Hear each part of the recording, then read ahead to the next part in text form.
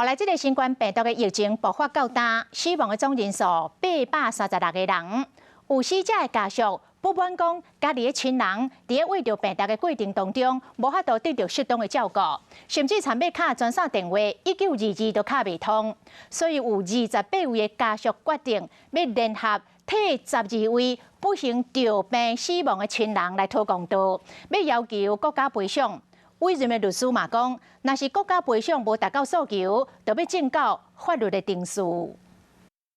如果没有这800多位的往生，我们的疫苗真的会进来吗？因为新冠病毒过身的家属讲甲目屎甘目甜。凌晨4点送他到火化场去，谁给我们一个道歉？有谁给过我们这个公道？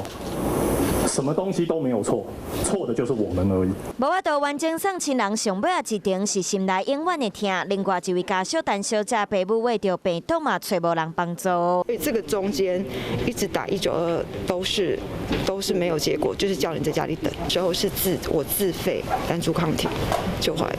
医生说你们要不要自费？我说 OK， 2针2万块。爸母前后为着病毒，老母20号发烧，23号确诊，27号才有病房幸运救回来。不过老爸5月29确诊，6月15度过身。因为当初他是中风，直接就去医院嘛，那只是说2采阴，所以那时候以为他没有染到，他攻击了他的血管，然后后来才采到是阳。